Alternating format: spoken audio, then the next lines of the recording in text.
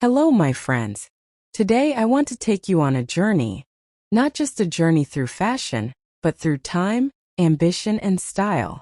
This is the true story of Louis Vuitton, the boy who started with nothing, but became the name that everybody wants to wear. Louis Vuitton is now one of the most famous brands in the world. But it didn't start with luxury. It started with a poor boy and a dream. Let's go back to France. The year is 1835. In a small village called Anchy, a boy named Louis is born. He comes from a working-class family. His father was a carpenter. His mother died when he was just 10 years old. Life was hard. The village was quiet, and there was no luxury, no fashion, no spotlight. But even as a young boy, Louis had something powerful inside him. He wanted more. He wanted to do something big with his life. At age 13, Louis made a decision. He would go to Paris. Not for fun, not for school, but to change his life. He didn't take a train.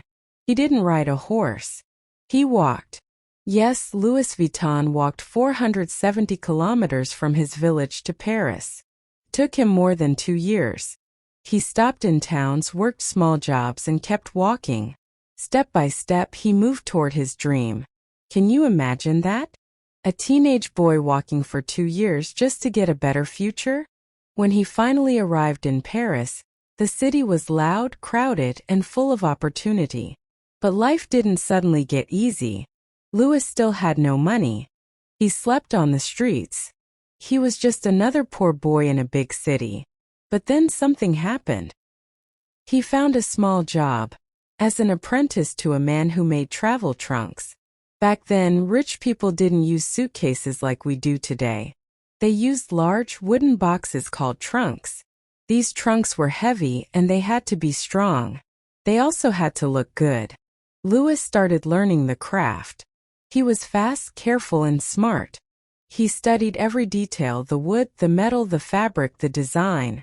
People quickly noticed his talent. One day, a very special person heard about him. That person was Eugénie de Montijo, the wife of Napoleon III, the Emperor of France. Yes, the Empress of France wanted Louis Vuitton to make her luggage. From that moment, everything changed. Louis Vuitton was no longer just a worker. He was now the personal box maker to the Empress. And that gave him something even more powerful than money: a name. But Louis wasn't finished. He had bigger dreams. He wanted to create something new, something the world had never seen before. And that's when his real revolution began. Louis Vuitton had finally made it to Paris. He had become the personal box maker for the Empress of France. He had respect, clients, and a future. But Louis didn't want to stay the same. He didn't just want to make trunks. He wanted to reinvent them. At the time, most travel trunks had a curved top. Why? Because water could slide off when it rained. But these round trunks had a big problem. They couldn't be stacked. You couldn't put one on top of the other. So packing them on trains or ships was a nightmare. Louis thought, why not make a flat-top trunk? A box that could stack easily, stay dry, and look elegant. He also decided to use a material called canvas instead of leather. Canvas was lighter, stronger, and more waterproof. In 1858, Louis introduced his first flat-top trunk, and it changed everything. People had never seen a design like this before. It was modern. It was useful. It was beautiful. Rich travelers, explorers, royals, they all wanted a Louis Vuitton trunk. His workshop in Paris became famous. And the name Louis Vuitton slowly became known as a name of innovation and style. But success brought new problems. Very soon, other craftsmen began copying Louis's designs. They made cheap trunks that looked like his. They stole his ideas but not his quality. Louis was upset. He had worked so hard and now fakes were everywhere. So he did something clever. In 1888, Louis designed a new pattern for his canvas. It was a checkerboard-style print called damier, which means chessboard in French. On the design, he added a small message. Marque L. Vuitton Déposé, which means Louis Vuitton is a registered trademark. This was one of the world's first fights against fake fashion. But Louis was not alone anymore. His son, Georges Vuitton, had grown up watching his father work. And now Georges had his own ideas. Big ones. Together they were about to create something that would make LV a symbol of luxury all over the world. Louis Vuitton had built something powerful. His trunks were used by the rich, the royal, and the famous. His name meant quality. But he wasn't done yet. And neither was his family. In 1892, Louis passed away at the age of 70. He had walked to Paris with nothing, and left behind a brand that was loved across France. But now the future of Louis Vuitton was in the hands of his son Georges. Georges had watched his father work all his life. He knew the business. He knew the values. And he had a vision to take Louis Vuitton beyond France to the rest of the world. But he also had a problem. Even with the damier pattern, copycats were everywhere. Fake trunks, fake designs, fake names. Georges needed something unique, something no one could steal. And so, in 1896, Georges created one of the most famous fashion symbols in history, the Louis Vuitton monogram. It was a pattern made of LV initials, flowers, and four-pointed stars. Inspired by Japanese and Oriental designs, it was bold, beautiful, and completely original. No one had ever seen luggage like this before. The LV monogram canvas quickly became a symbol of prestige and style. It wasn't just about the trunk anymore. It was about owning something special, something rare, something powerful. Georges also did something his father never had time to do. He took Louis Vuitton global. In the early 1900s, Georges began opening stores in London, New York, and cities across the world. He made sure the trunks could be customized for every customer. Want a trunk for your shoes? Done. Want a trunk for your makeup, your hats, your tea set? Done. Some clients even had secret drawers and hidden locks built into their trunks. Louis Vuitton was no longer just a travel company. It was a lifestyle.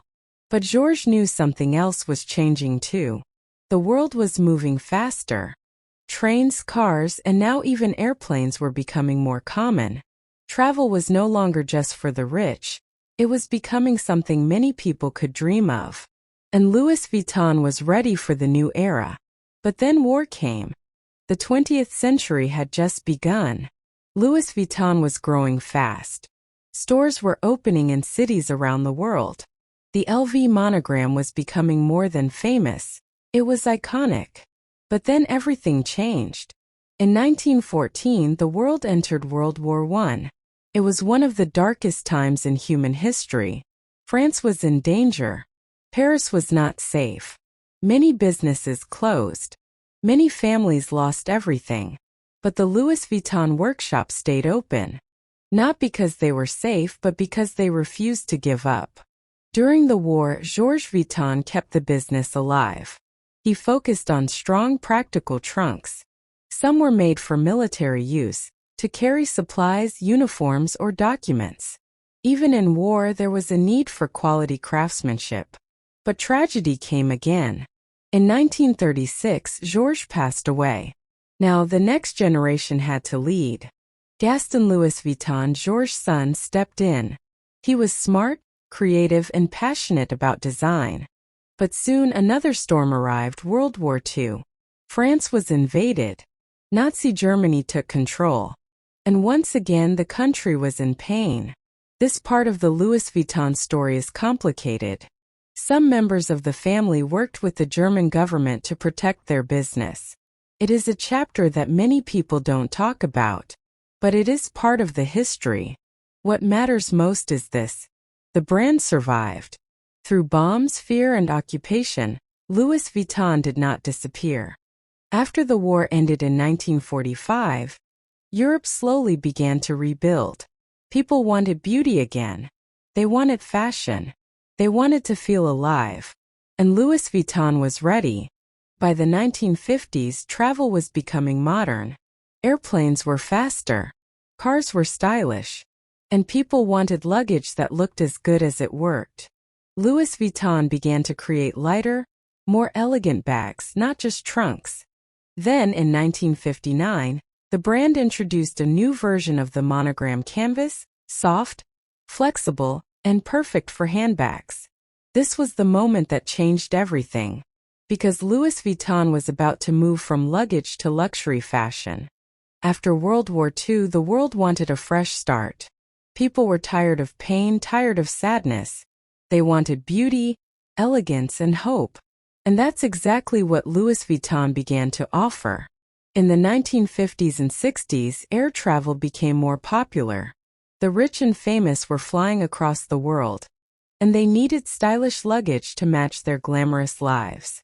Louis Vuitton started creating new kinds of bags, not just trunks. One of the first big hits was the Keepall, a soft, flexible travel bag with the LV monogram. It was light, luxurious, and perfect for short trips. Then came the Speedy, a smaller version of the Keepall, made for daily use. It was beautiful, simple, and practical.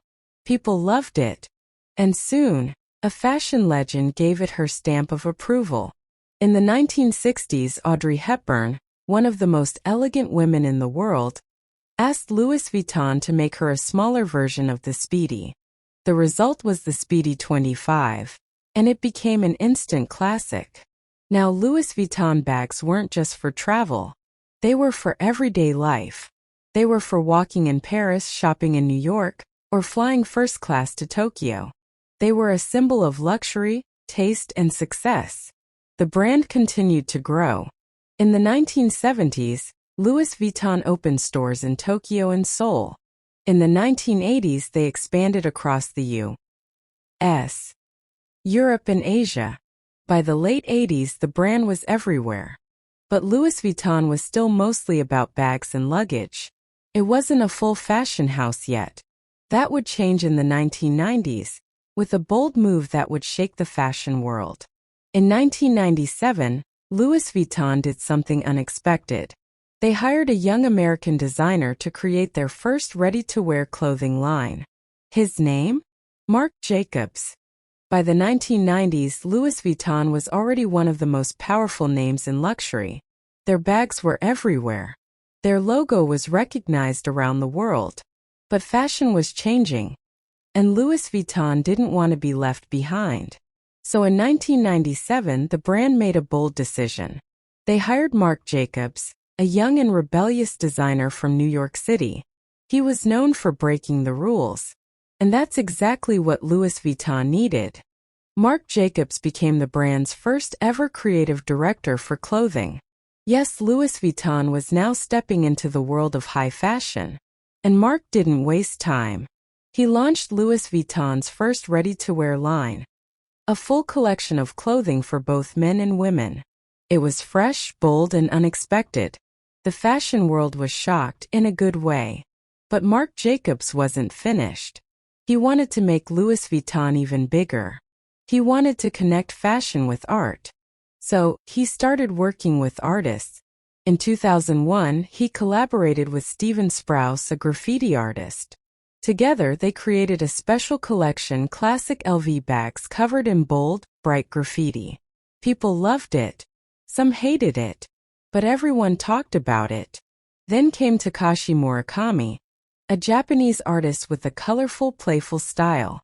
Together, Marc and Murakami created the famous multicolor monogram, white bags with rainbow-colored LV logos. It was loud, it was fun, and it was a hit. Suddenly, Louis Vuitton wasn't just luxury, it was cool. Celebrities, musicians, and influencers couldn't get enough. Rappers mentioned LV in their lyrics. Hollywood stars wore LV on red carpets. Even teenage girls dreamed of owning their first Louis Vuitton wallet. Marc Jacobs had turned Louis Vuitton into more than a fashion brand. He turned it into a cultural icon. But nothing lasts forever. In 2013, after 16 years, Marc Jacobs left the brand. He had taken Louis Vuitton to the top, and now it was time for someone new to take over. What happened next would take the brand to an even higher level. When Marc Jacobs left Louis Vuitton in 2013, the brand was already a fashion powerhouse.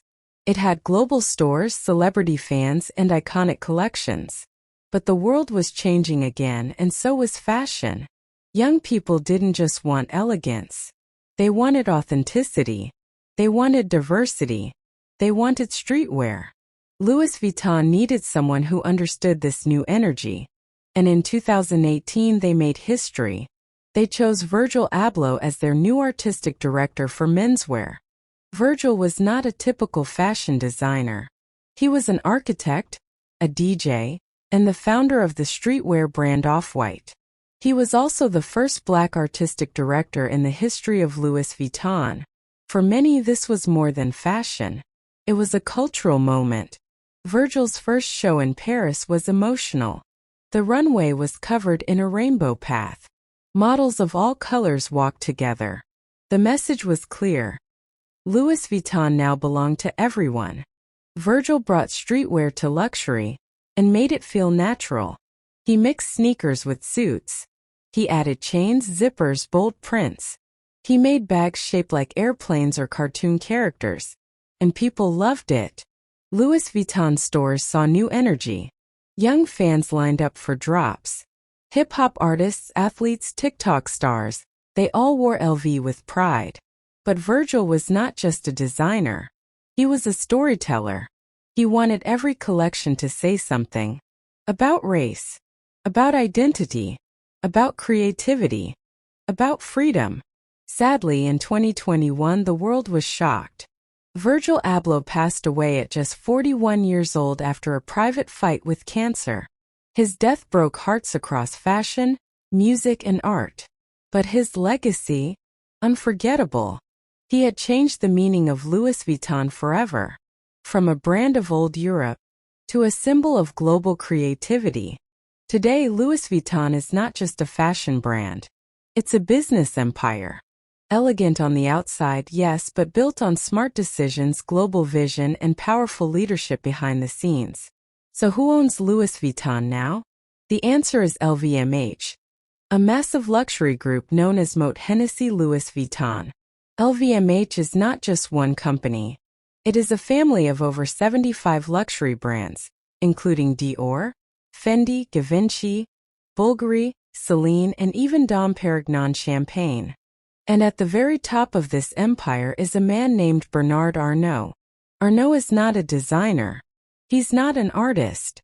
He is a businessman, one of the richest men in the world.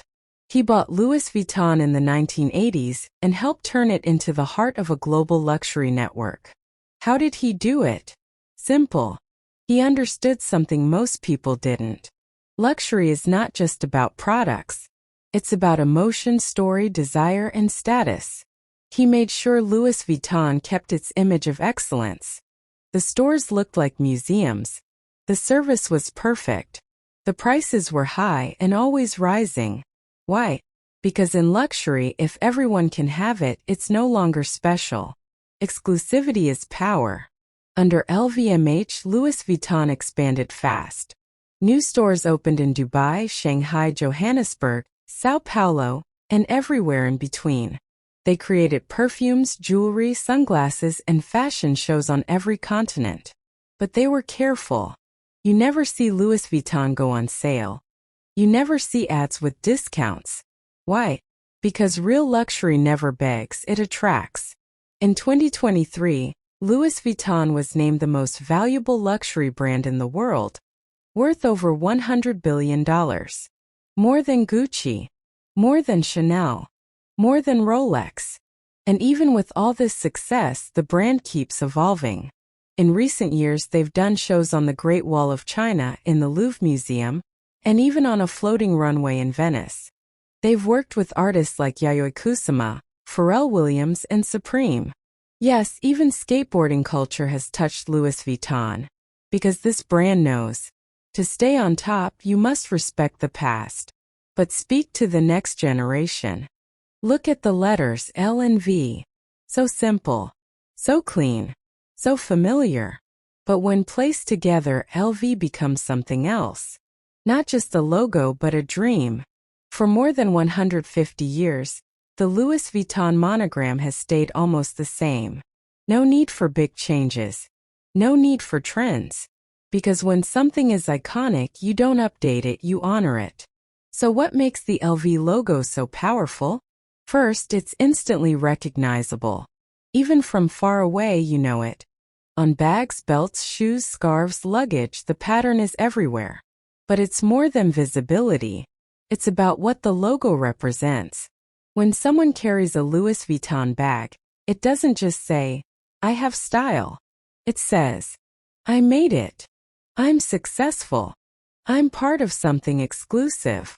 Even people who can't afford a full bag will buy a wallet, a key holder, or a perfume, just to own a piece of the dream. And Louis Vuitton knows this. They protect the logo like a treasure. They fight against fakes. They choose who they work with very carefully. Not every celebrity gets to wear LV. Not every artist gets to collaborate. Because in luxury, mystery is part of the magic. Still, the brand continues to grow and evolve. They launch bold campaigns with superstars like Zendaya, BTS, Emma Stone, and LeBron James. They support museums, cultural projects, and emerging designers. And even now, in a world full of fast fashion, online shopping, and digital trends, Louis Vuitton stays timeless. Why? Because it's not just about bags. It's about a story.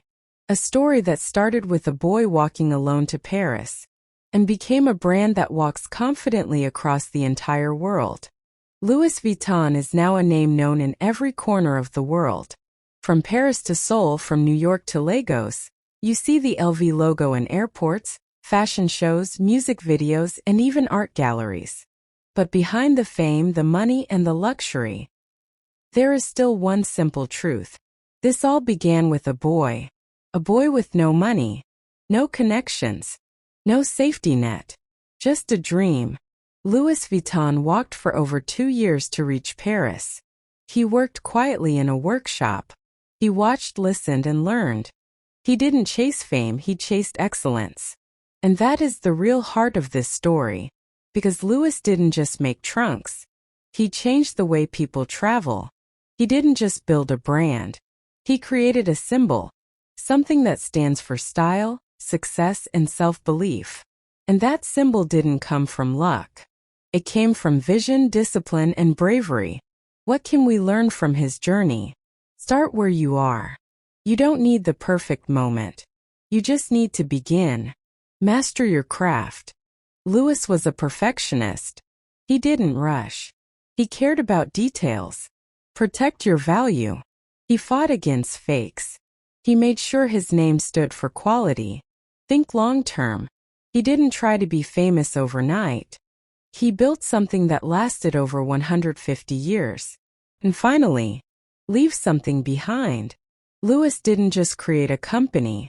He built a legacy. A brand that grew even after his death. A name that still inspires dreamers, artists, and leaders across the globe. So next time you see an LV bag, don't just think about fashion. Think about the journey, the footsteps, the risks, the belief, and the fire inside one young man who decided, "I want to create something the world will never forget." And he did. Thank you for joining us on this powerful journey. The true story of how Louis Vuitton became the king of luxury. We hope this story helped you not only practice your English, but also feel inspired to chase your own dreams. At Story Vibe English, we believe learning a language should never be boring. That's why we bring you real stories, real emotion, and real motivation. All in simple, easy English that you can understand, repeat, and grow with. If you enjoyed this story, don't forget to like this video, subscribe to Story Vibe English, and tell us in the comments what inspired you the most about Louis Vuitton's journey. More amazing stories are coming soon about famous people, world-changing ideas, and personal growth. So stay with us, keep practicing, and remember, you are the hero of your own story. This is just the beginning. See you in the next episode, only on Story Vibe English.